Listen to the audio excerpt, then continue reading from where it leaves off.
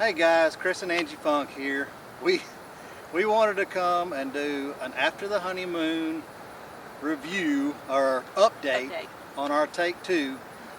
Since you guys that follow my channel, you know my after the honeymoon is after you've been married to something for a while and owned it for a while, would you marry it again? And it's kind of ironic that we're doing this today on our 29th wedding anniversary. Our 29th. So yeah, over and over again I would marry this one. So right. We wanted to come back, and I know that's been a pretty popular video that I've been able to share, and it's just because we don't want to waste money on a product. And reviews are horrible in the fact that some people say, oh, it's terrible, the color is this, or no, I love it, I can't wait to get on the water, 5 stars.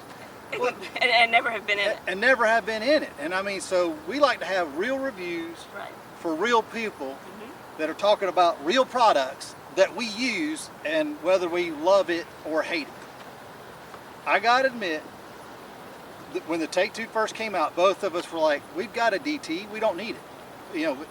We've got the Kilroy DT, we love that boat. We like to paddle tandem on occasion, although both of us paddle solo as well. Correct. But this boat, we were not totally sold on this boat until we actually paddled. And I mean, stability, paddleability. We spent a lot of time. Well, now, what was our latest adventure? Latest adventure was in Key Largo.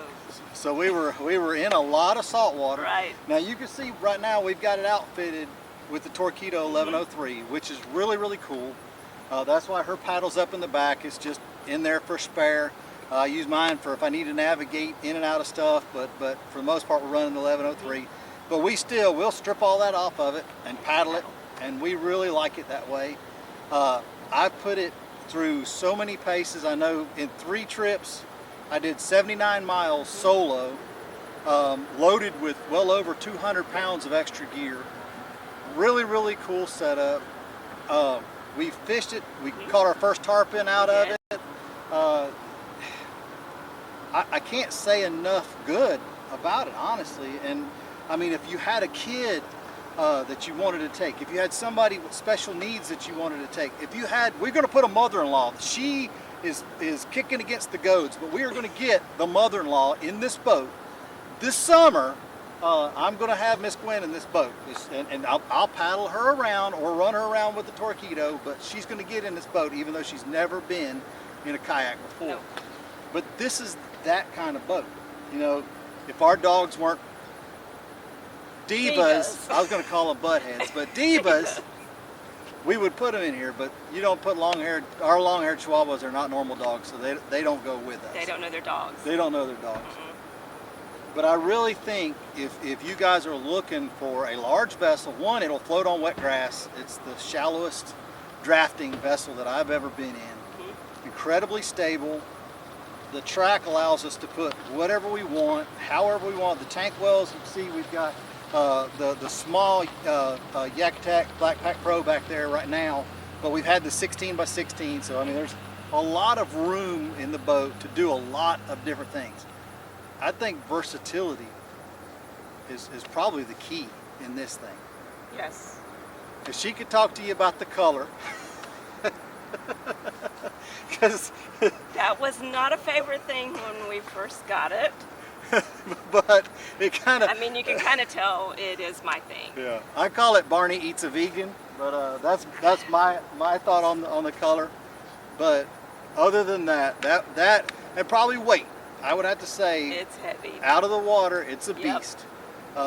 Lighter than the tuna. From what I understand, it is fully rigged. It is lighter than an unrigged tuna. So a tuna without seats, this thing is still lighter than that. So I can see it. I mean, I've actually picked it up. I've car topped it. It's a beast, and I'm telling you that. That's my con. So, but it handles well in the wind. It handles well in the current. Track's wonderful. Stability's great. Stability's great. With 2 people in it, I've been able to climb up into my seat, turn around backwards, and get stuff out of the crate behind me. So, not a bad thing. And in other boats, we would have been worried about that. I mean, honestly, it's a. So anyway, after the honeymoon, I think the Take 2 is going to stay in our fleet for good. We are thoroughly pleased with it. If y'all have any questions, holler at us.